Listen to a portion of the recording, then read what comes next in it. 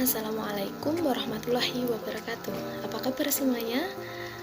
Di sini saya Pramudia Handriana akan membagikan video mengenai tema kemagnetan.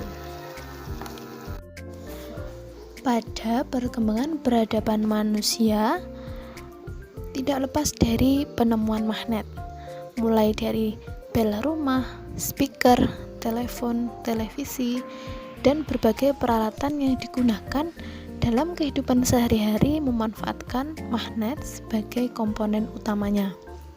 Lalu, sebetulnya apa yang dimaksud dengan magnet? Dari manakah magnet berasal? Dapatkah sifat kemagnetan suatu bahan hilang? Dan dapatkah kita membuat magnet? Berikut adalah pemaparan mengenai berbagai teori dasar kemagnetan untuk menjawab pertanyaan tersebut. Sebelum memulai pembelajaran ini, alangkah baiknya kita berdoa terlebih dahulu. Berdoa mulai.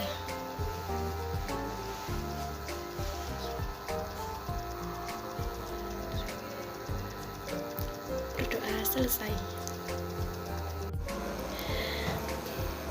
Ketika masih kecil, apakah kalian pernah bermain magnet? Lalu, ketika kalian bermain magnet, apakah kalian tahu apa itu magnet?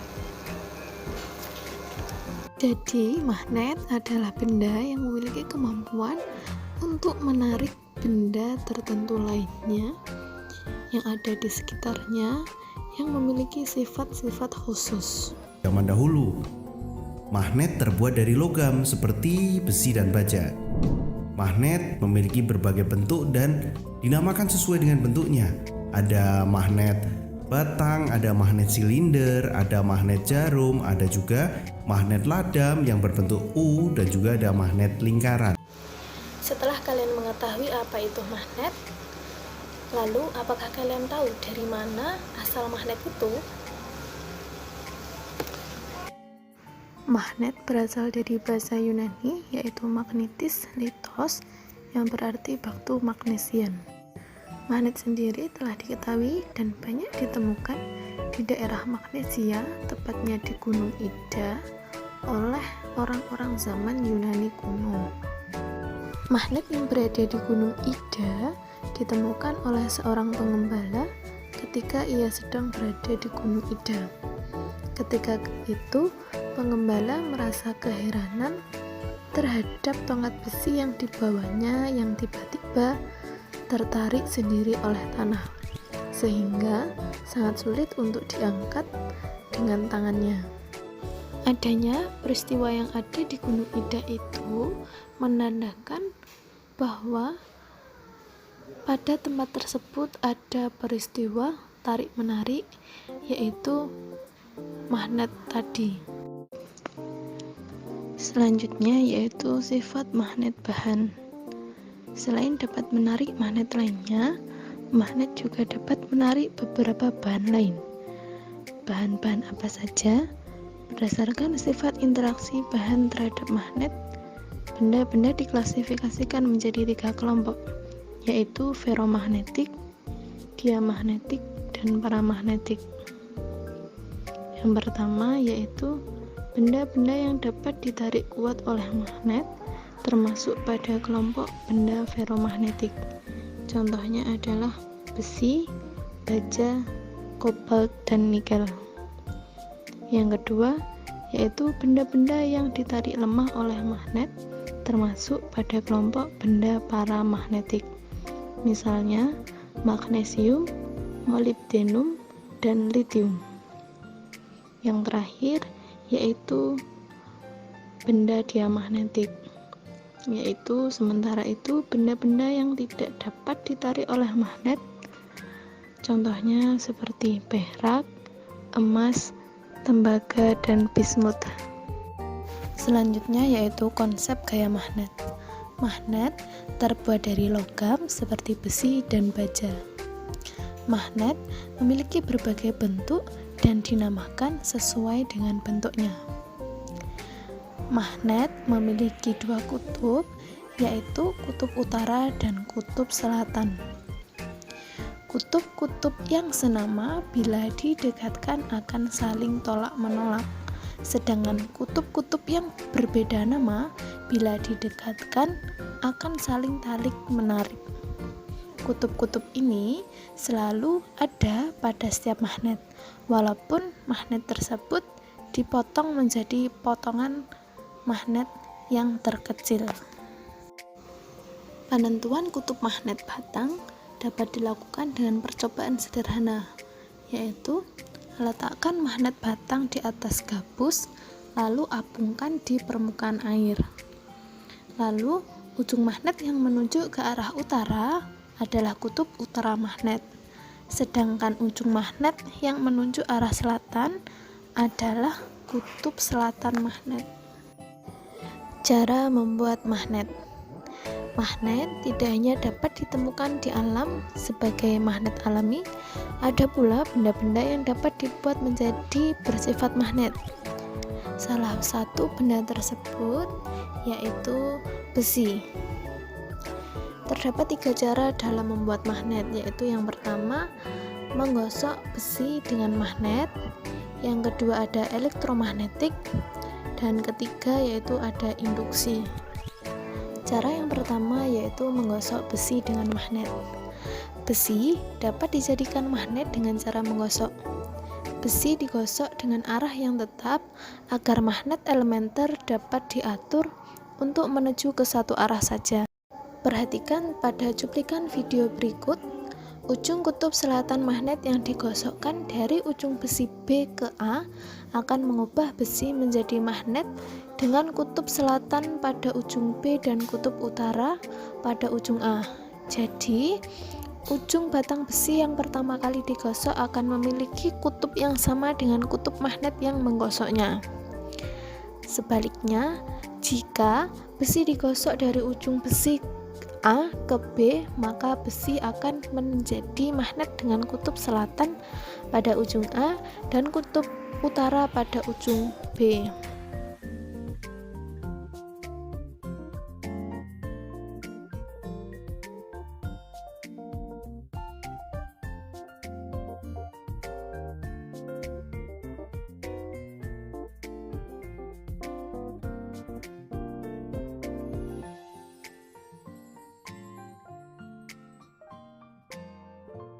Cara selanjutnya yaitu elektromagnetik.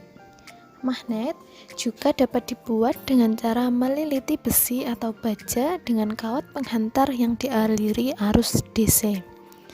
Magnet yang dibuat dengan cara demikian disebut yaitu elektromagnetik. Mengapa harus DC?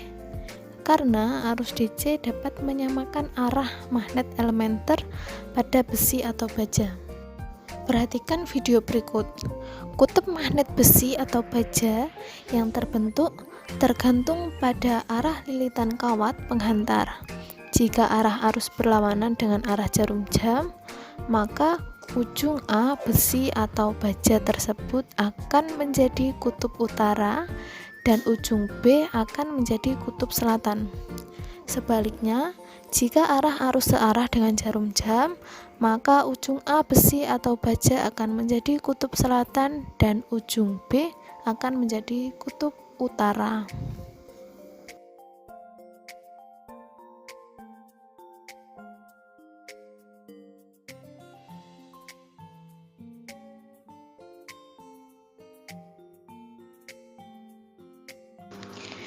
Cara yang terakhir dalam membuat magnet yaitu dengan cara induksi atau mendekatkan magnet pada besi dan baja. Baja dan besi juga dapat dijadikan magnet dengan cara menginduksi atau mendekatkannya dengan magnet selama beberapa waktu.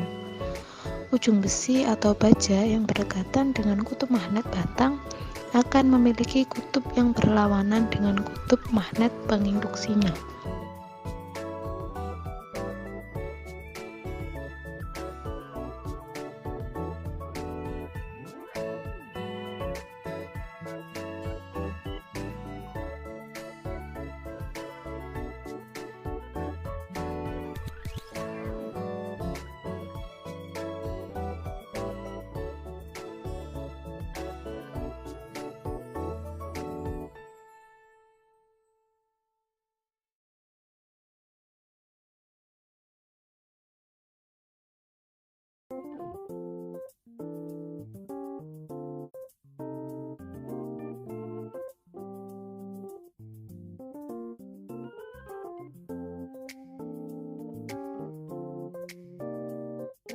Selanjutnya yaitu transformator.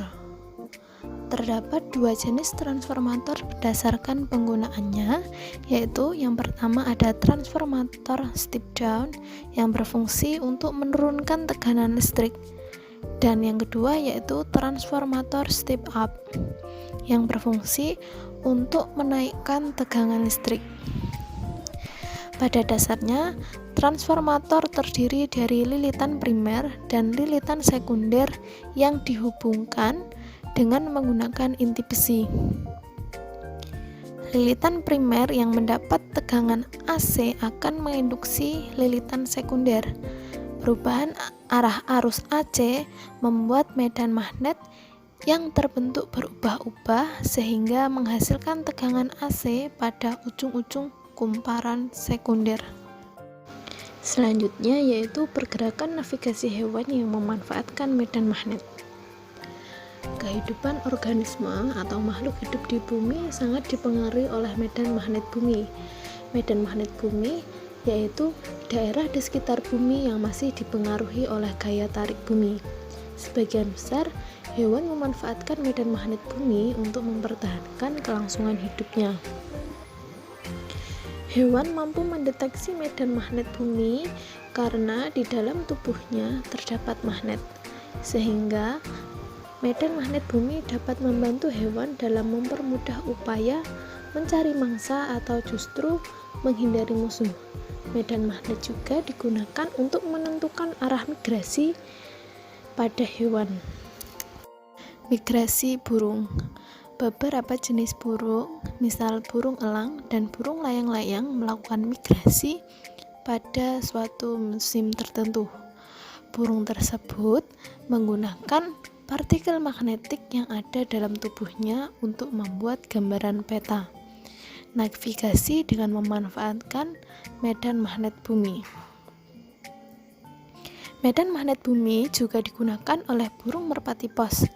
Pada zaman dulu, burung merpati sering dimanfaatkan sebagai kurir surat. Bagaimana cara merpati untuk mengetahui jalan pulang? Pada tahun 1974, melakukan penelitian terhadap merpati pos dengan cara memasang magnet di kepalanya. Ternyata, setelah dipasang magnet pada kepalanya, burung merpati tiba-tiba kehilangan arah dan tidak mengetahui jalan pulang. Hal itu terjadi karena magnet di tubuhnya tidak dapat disesuaikan dengan medan magnet bumi karena terganggu oleh magnet yang terpasang di kepalanya. Akibatnya, burung kehilangan kemampuan atau membuat peta. Migrasi penyu. Seorang peneliti yang bernama Kenneth Lohman dari Universitas Carolina Utara mempelajari tingkah laku tukik atau anak penyu saat dihadapkan dengan medan magnet yang berbeda-beda. Caranya, peneliti tersebut meletakkan penyu ke dalam sebuah wadah air yang dikelilingi alat yang dapat menimbulkan medan magnet. Medan magnet yang dihasilkan disesuaikan dengan medan magnet jalur migrasi penyu, yaitu wilayah Florida Utara, wilayah timur, laut dekat Portugal, dan hasil pengamatan menunjukkan bahwa penyu mengikuti jalur migrasi yang diberikan. Ketika penyu mendeteksi medan magnet yang mirip dengan medan magnet wilayah dekat Portugal, penyu akan berenang menuju selatan ke arah Portugal. Pergerakan penyu dalam mengikuti jalur medan magnet bertujuan untuk menjaga penyu agar tetap berada di lautan yang hangat dan wilayah yang kaya akan sumber makanan. Migrasi ikan salmon. Ikan salmon adalah ikan yang hidup di Samudra Atlantik dan juga Samudra Pasifik. Ikan salmon melakukan migrasi untuk berkembang biak. Salmon memiliki kemampuan untuk kembali ke aliran sungai air tawar, tempat awal mereka menetas dan tumbuh setelah berenang ribuan kilometer mengarungi lautan. Bagaimana caranya? Berdasarkan penelitian yang dilakukan pada ikan salmon yang melewati sungai Fraser di Kanada, diketahui bahwa ikan salmon dapat kembali lagi ke sungai Fraser setelah 2 tahun bermigrasi mengarungi Samudra Pasifik karena sungai Fraser memiliki medan magnet tertentu yang dapat dideteksi oleh ikan salmon. Selanjutnya yaitu produk teknologi yang memanfaatkan kemagnetan. Magnet banyak digunakan dalam berbagai produk teknologi. Salah satunya yang paling populer adalah dalam teknologi kedokteran seperti Magnetic Resonance Imaging atau MRI. MRI atau Magnetic Resonance Imaging digunakan untuk mendeteksi adanya penyakit dalam tubuh pasien, menggunakan prinsip kemagnetan untuk mencitrakan kondisi kesehatan tulang atau organ tubuh bagian dalam manusia tanpa melalui prosedur pembedahan. Orang yang akan diperiksa kesehatannya menggunakan MRI dimasukkan ke dalam medan magnet yang memiliki kekuatan 5.000 kali lipat lebih kuat dari medan magnet bumi. Medan magnet sebesar ini mengakibatkan nukleon tubuh berputar dan berbaris sejajar menjadi jarum kompas. Nukleon tersebut kemudian ditembak dengan gelombang radio untuk menginduksi arahnya. Saat arahnya sejajar, nukleon-nukleon tersebut akan memancarkan gelombang radio yang akhirnya diterima komputer sebagai pencitraan kondisi dalam tubuh. Gambar tersebut dapat menunjukkan adanya penyakit dalam tubuh manusia. Lebih dari sekedar mendeteksi ada tidaknya penyakit seperti tumor, MRI dapat digunakan untuk merekam pikiran manusia. Misalnya, untuk merekam bagian otak yang menanggapi rangsang panas atau dingin. Selain itu, MRI juga dapat digunakan untuk melakukan deteksi dini terhadap gejala epilepsi. Yang kedua yaitu kereta maglev atau kereta cepat. Maglev merupakan kependekan dari magnetically levitated atau kereta terbang. Kereta maglev diterbangkan kurang lebih 10 mm di atas relnya. Meskipun rel dan kereta tidak menempel, kereta maglev yang super cepat mampu melaju hingga 650 km per jam, tidak akan jatuh dan tergelincir. Karena itu, kereta ini disebut juga dengan kereta cepat atau bullet train atau kereta secepat peluru. Kereta maglev telah menjadi alat transportasi massal di beberapa negara maju seperti Jepang, Amerika, Cina, dan beberapa negara di Eropa seperti Prancis, Jerman, dan Inggris.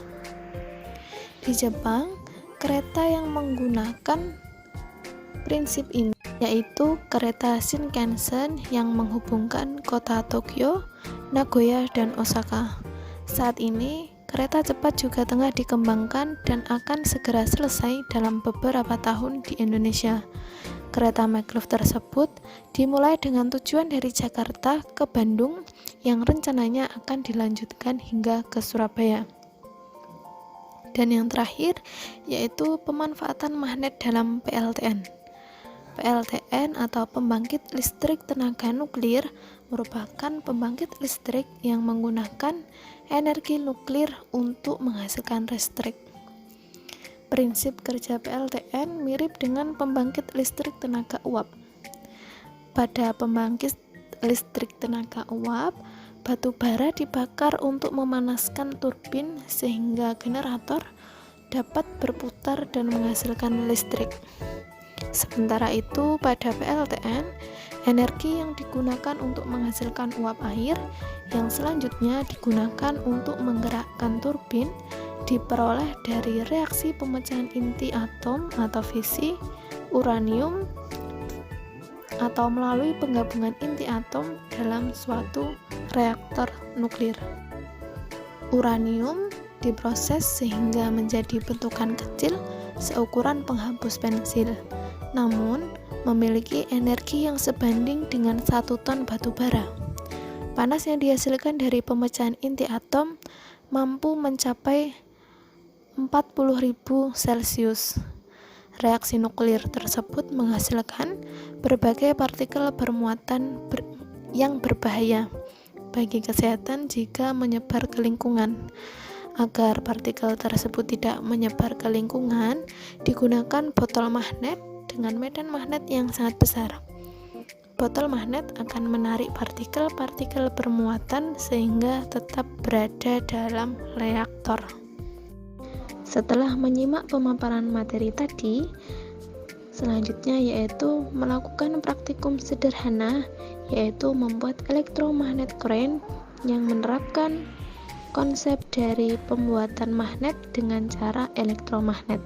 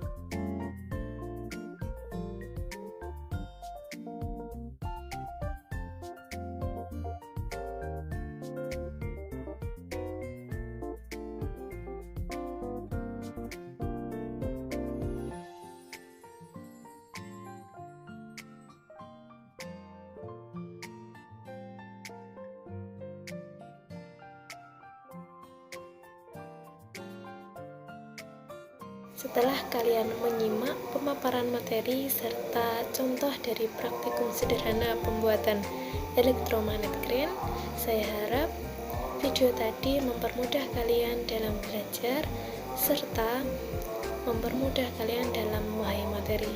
Sekian dari saya. Terima kasih. Wassalamualaikum warahmatullahi wabarakatuh.